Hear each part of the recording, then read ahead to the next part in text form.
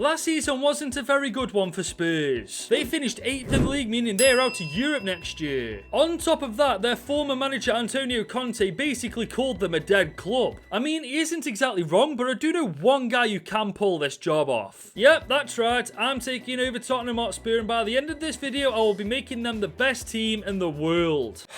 What am I doing? So this is the team I've loaded into, and to be fair, it's not that bad. Don't get me wrong, there's a lot of room for improvement, but there are some standout players, like Christian Romero, Heung-min Son on the wing, and of course, Harry Kane. And Spurs do have a new manager. I'm not too sure what kind of formation he's rocking with, but there's no way I'm going to be rocking with this one. For me, the 4-2-3-1 narrow is the best option for Spurs considering the kind of players they've got. And the best part is Spurs have now got James Maddison, and once we convert into a cam, which will only take 2 weeks, this formation is ready. But even with the formation change, there's still a lot of things to consider with this Spurs side. They've got an aging Hugo Lloris in the team. I know that they've just bought Vasario in, but is he really the right option for a replacement for Lloris? And we certainly need to sort this left side of the defence out because Davies and Dyer just aren't good enough. And as it stands, Harry Kane is looking to get a move to Bayern Munich, but right now Spurs are really being stubborn about this. And that's where my rule comes in, because we're going to be the exact opposite. Every single transfer offer we get, we have to accept no matter how little it is. So if somebody offers 15 million for a Charlton, we have to accept it. Although when you consider his performance last season, that's probably a bit too much for him. My only worry is what this team's going to look like after this transfer window's come to an end. And speaking of Richarlison, he's actually got our first transfer offer from Roma for 33.1 million. I mean, that's double what I'd pay, but that's our first transfer offer and we have to accept it. And obviously right now the money we're building up is going to be used in the January transfer window, and as we speak we've got 107 million to spend. So with the quality players we've got in the team and how many transfers we're going to have, who knows how much we're going to have to use in January. And our next transfer offer is for Oliver Skip for 15.2 million from Sporting, and this took a week and a half after the Richarlison transfer. And those talks have apparently been broken down. Well, that didn't take bleeding long, did it? Now this one's a kick in the teeth. Højbjerg's got a transfer offer for Inter Milan for 50.4 million. And we have another transfer offer for Oliver Skip, this time from Benfica. They're offering 9.6 million and Peter Musa in the deal. But I'm going to call an audible on this. Let me know what you think in the comments. I'm going to reject every transfer offer I get with a player swap option involved. I don't know why, I just feel like it's cheating. But the Portuguese teams are definitely after our players now. Porto are interested in signing Ben Davies for 8.1 million. But for some reason, the talks have just been broken down. If this was me, I'd be itching to get out of this team. But we've just received an offer from Villa for Ryan Sessegnon for the region of 14.1 million. Now this one I'm slightly miffed about. He'd have been a decent option for a backup fullback. Okay, this one's interesting. Augsburg want Davinson Sanchez on a 2-year loan deal. I mean, I suppose it is technically a transfer offer, so we've got to accept it. Now this one is a massive blow. Christian Romero's had a transfer offer from Atletico Madrid for 58 million. He is literally our best defender. Now we've got to get rid of him. And that audible about player swap deals has really just saved my arse, because Heung-min Son is wanted by Real Sociedad for 75.1 million, and they want to give us their winger. And on transfer deadline day, we've just been hit where it bloody hurts. We've had a transfer offer for Eric Dyer from Feyenoord for 13 million, and Japhet Tanganga is going to Newcastle for 16 million. At this point, I don't think we're going to have a defence left. But thankfully, Eric Dyer isn't going to Feyenoord. Their transfer talks have just broken down. And we've made it to the 1st of September. That's that first transfer window out of the way. And just look at some of the players we've had to sell. Christian Romero, Pierre-Emile Højbjerg, or however the bloody hell you pronounce his name, and Japhet Tanganga. I'd purposely converted him to a centre-back as a backup option, and he did one anyway. But this is how the team is looking at least until January anyway. I'll be honest, I'm gobsmacked nobody came in for Harry Kane. He's 89 rated, 29 years old. This happened with Josko Vardiel as well. It literally looks like nobody wants to come in for anybody's best players. I mean, looking at the team, our front four up is absolutely spot on, but our back line and midfield is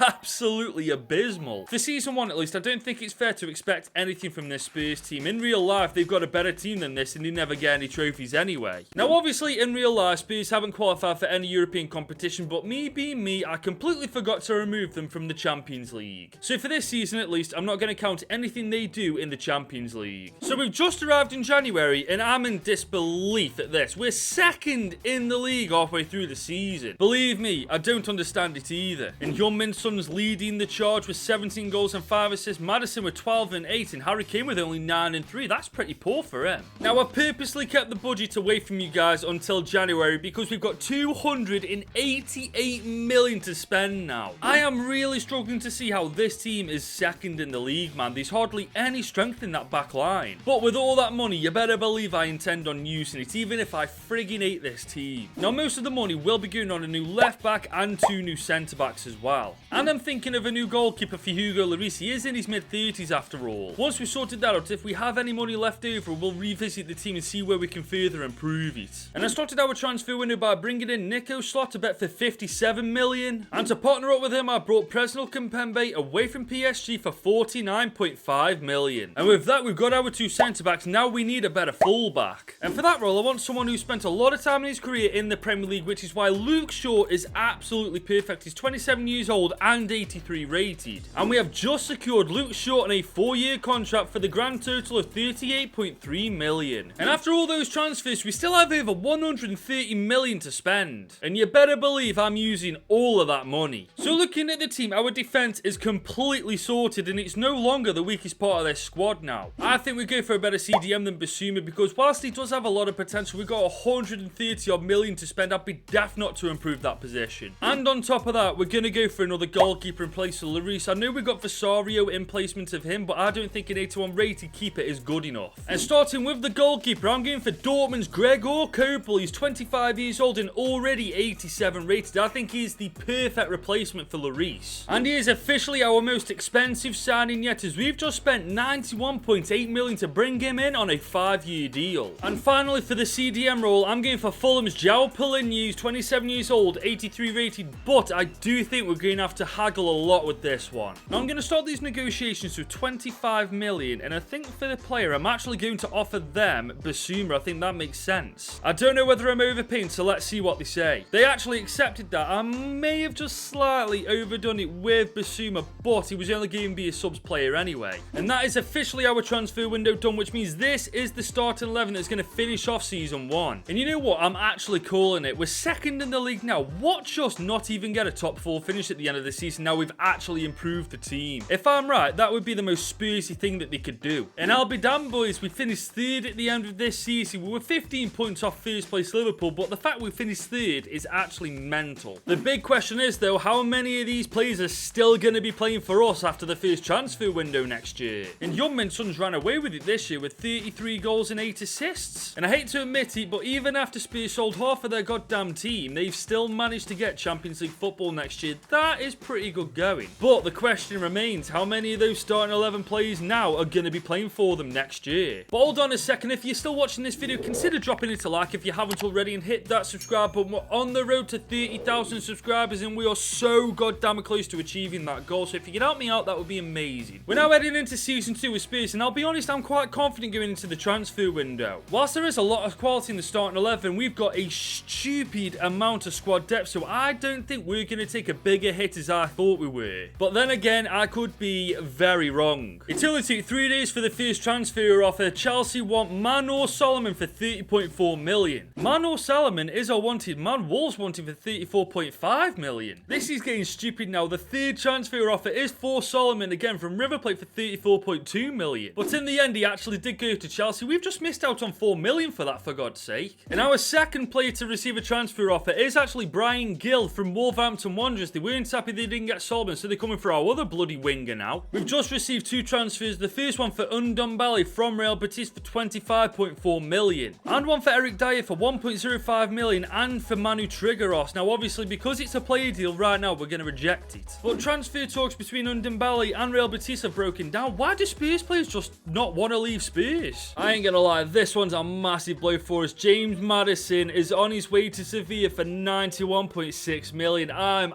absolutely gutted about this. And Barcelona have come in for a player, and it's not who you think it is. Jed Spence on a 2-year loan deal. I seriously can't believe nobody's come in for Harry Kane yet. He hasn't had a single bit of interest from any team in the world. But teams are definitely taking interest in other players as Bentancur is off to Atletico Madrid for 67.9 8.9 million. And on top of that, Ben Davies is off to Sassuolo for 8.9 million as well. I absolutely knew I was jinxing myself. Harry Kane is leaving for PSG for 124.4 million. Honestly, as soon as I pointed out no team came in for Harry Kane, I knew it was coming. And on top of that, our burger team's offering 20.3 million for Emerson Royale. And we've now reached deadline day with a transfer offer from Frankfurt for Lo Celso for 37.9 million. Boys, we ain't gonna have a team left at this rate. And boys, we've reached the 1st of September, and thankfully that's that transfer window done. But not before it did the damage. Just take a look at some of the players we've had to sell. Rodrigo Bentancur, James Maddison, and the one that stings the most, Harry Kane for 124.4 million. I think if we'd have been able to haggle, we'd have easily got 170 odd million for him, but no, we got to settle for the bare minimum. And this is now the Tottenham Hotspur team going into season 2. And as you can see, that transfer window has well and truly wiped out our squad depth. And on top of that, our best striker is now Troy Parra to 70 overall, man. We've got Champions League football this year, bearing in mind as well. I mean, looking at the team, it is really solid. We're just missing a world-class striker and a better centre midfielder than Ndombele now. One thing I will say, it is going to be very interesting to see how we do in the Champions League. And speaking of the Champions League, we've been put into Group D alongside Sevilla, Freiburg and Shakhtar Donetsk. Now, even after selling majority of our squad depth and getting rid of a couple of our best players, we should still quite comfortably top this group. We've just arrived in January and I'm convinced someone at EA is our massive Spurs fan. We're top of the league after 21 games. How the friggin' hell is that even possible? And we made it through to the round of 16 of the Champions League, but this time we didn't top the group. And Young Min-son's been our best player by a mile so far. 25 goal contributions in 30 games is bloody tremendous. And obviously because it's January, we can now finally improve this team. And obviously the first thing I'm going to do is bring in a world-class striker in place of Troy Parrott. That's at the top of our priority list. Once we've sorted that out, we'll revisit the team. And boys, we have a ridiculous amount of money, over $500 million to spend this transfer window. And I'm going for a striker who I know for a fact would do amazing in the Premier League. Dusan Vlahovic from Juve. He's 23 years old and already 88 rated. And our first transfer of season 2 has become our most expensive transfer yet, as we've just signed Dusan Vlahovic for 120 million. So now we've got the striker sorted, we need to focus on the rest of the squad. As for the starting 11, we need a better central attacker midfielder and a better CDM. And we still got over 400 million to spend, so I don't think we're going to have too many difficulties sorting that out. And starting with the CDM, I'm sorry Newcastle United fans, I'm nicking Tonali off here. He's only 23 years old and already 86 rated. And for 95 million on the dot, we have signed Sandro Tonali on a 5-year contract. And the central attacker midfielder we're going for is German youngster Jamal Musiala from Bayern Munich, only 20 years old and already 87 rated. I can't think of anybody better. And we've broken our record transfer fee twice in the same transfer windows. We've just spent over 134.5 million to bring Jamal Musiala to Tottenham Hotspur. And with those transfers, our starting 11 is officially done and dusted. Now, under normal circumstances, I'd be happy to leave the transfer window there, but we all know this isn't normal circumstances. If we don't win the Champions League this year, we're going to have another season where we've got to accept every single transfer offer, meaning we've got to make sure our team's ready for it. But that being said, there are a couple of positions we do need to focus on more than others. We don't have any centre-backs, we don't have any good backup wingers, and we don't have a good backup striker either. So I started by bringing in French centre-back Benjamin Pavard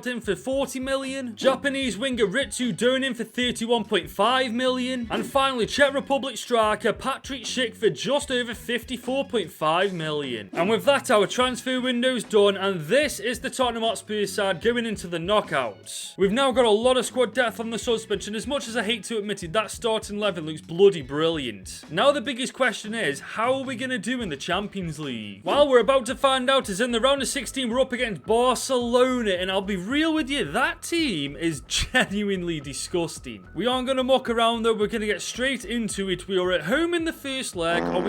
Wow. 2-0 Lewandowski with a brace. With the team we've got right now, we should definitely be doing better against Barcelona. Surely we can't go out in the round of 16, man. That team is way too good to go out this early. We're 2-0 down in aggregate. Can we? Wow.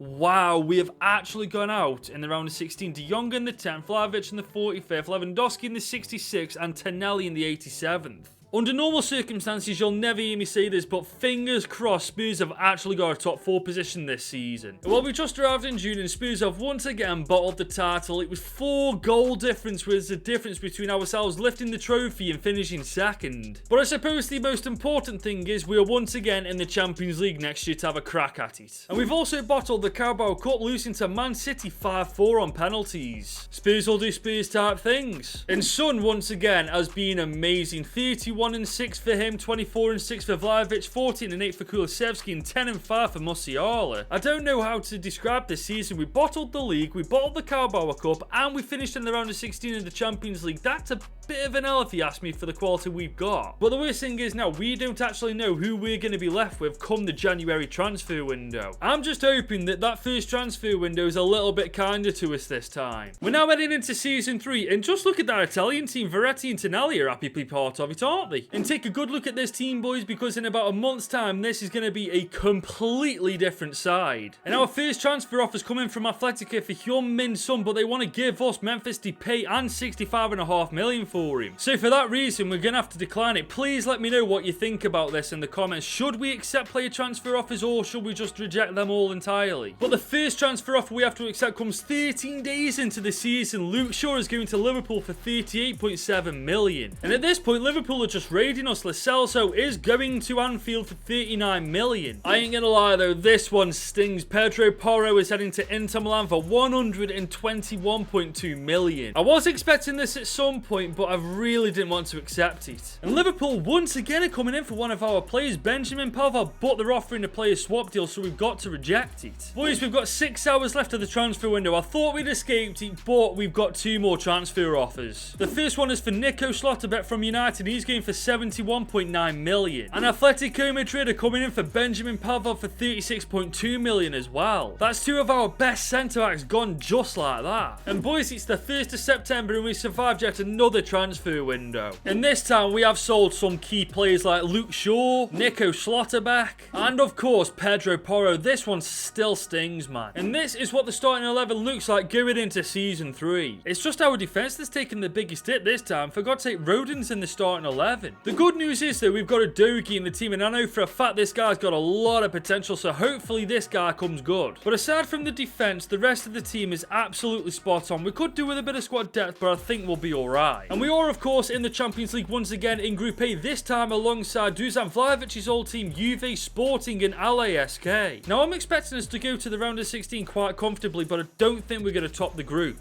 Well, we just arrived in June and once again we're somehow top of the league, man. I don't understand it. We do better in the first half of the season with the worst team than we do in the second half of the season with an improved team. And we all through to the round of 16, but we didn't top the group just like I said we wouldn't. And this time Vlahovic is our top goal scorer, 21 goals and 2 assists for him. That's not bad for his first proper season in the Prem. And now it's time to improve the team, and looking at it, it's obvious where it needs it. We just need to focus on this defensive lineup. Once we've done that, it's literally a case of squad depth. And we've still got a stupid amount of money to use, 384 million. Now I'm starting with the centre back, and for that position I'm going for Lisandro Martinez from United. He's 26 years old, 88 rated. I think he'd be bloody brilliant for him. But he really wasn't cheap, as we've just spent over 104 million to bring him to Spurs on a 3-year deal. And for that right back role, there's only one answer for it. Trent Alexander-Arnold is 26 years old and already 88 rated. And he really wasn't cheap, as we've just had to spend 110 million to bring him over to Spurs. And after those 2 transfers, I'm actually happy to leave the defence like that. Now call me stupid, but I'm keeping a Doki. He's only 22 years old and he's 82 rated, man. I'd be daft not to give this guy a chance. So that just now leaves us with improving our squad depth. Mainly we need a cam, a couple of fullbacks and a centre back. So starting with the central attacker midfielder role, I went for Zielinski from Bayern Munich for 36.5 million. For the fullback I went for Jose Gaia from Valencia, who cost us 32.4 million. And finally for the centre back role, I'm going for Italian Nicolo Casali, who cost us 45.8 million. And I'm happy to leave the transfer window there. Our starting 11 is sorted out now, and we've got a lot of quality on the subs bench. Now last time we only made it to the round of 16 before getting knocked out by Barcelona. Barcelona, so hopefully this time we can go a little bit further. And this time, first up in the round of 16 is AC Milan. Now, I'll definitely take AC Milan over Barcelona. But regardless of who the team is, we have to get past them. We're at home once again in the first leg.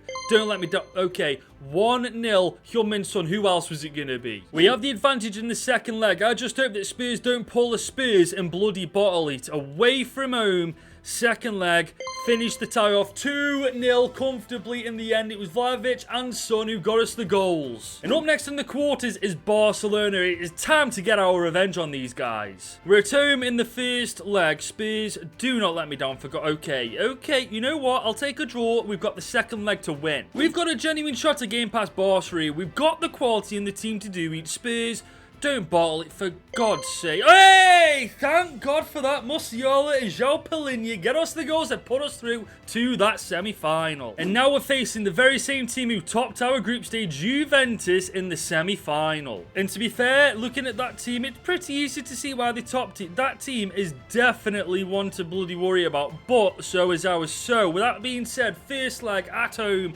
Boys, don't let me down. Oh, my days.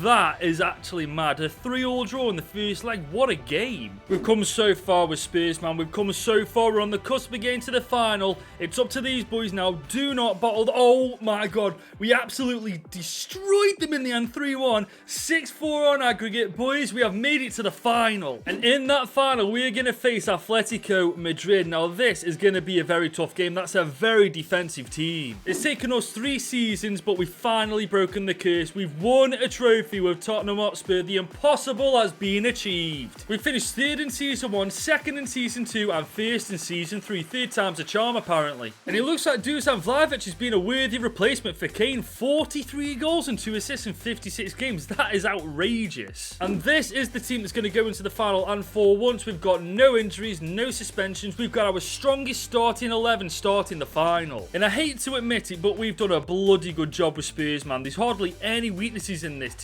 And you know what? I'm going to play the final. I haven't played a game of FIFA in ages, and to be fair, this team is ridiculous and I want to use it. We've only won 1 trophy in our 3 seasons in charge of Tottenham Hotspur, and that's actually the Premier League. And now we've got a chance to win the next biggest thing to that, the Champions League. Trent Alexander-Arnold. He's on the ball now. This is decent. Oh, look at that. Vlahovic is in behind. Vlahovic, the big, gigantic strikers. What? Oh, no. There's no way. I was going to say there's no way we're missing that, surely. But we are 1-0 up in the final. I think that should be our tactic for this game. Give it to Vlahovic and he will just take care of the rest. Mazraoui on the ball against Udogie. Udogie needs to be a bit tighter. Mazraoui's just done him for a kipper there. I don't know what oh, whoa. Oh my God, what a save. That save. Wow. Trent Alexander-Arnold is pushing forward. Oh, there's no way, son. That shot was blocked. Great defending from Atletico. Atletico have really turned it up in the second half so far. What is that for defending? These guys have got 5 at the back. How have they got so many friggin' attackers up top? And just like that, we're 1-1 purely because our defenders can't do the friggin' jobs. Oh, this could be it. This could be it. Vlahovic, please be onside. Please be onside. I think he is. Vlahovic, 1-on-1 with the goalkeeper, and he bangs it in again. 1-on-1 situations for Vlahovic is just another day at the office for him. If you want to strike it and can afford it, get Dusan Vlahovic. We see that run again. Vlahovic, touch on that. He's all on his own. He's going to cut inside. He's going to go near post. Oh, defender gets a block in. Do you see what I mean? I think that's it, though. We've got the ball out, and that is it. Spurs have finally won the Champions League. It's taken us 3 seasons, 3 long seasons, having to accept every single transfer we get in the first transfer window. But finally, we've done it. Thanks for watching the video. If you enjoyed it, you should definitely click here to watch me do this with RB Leipzig.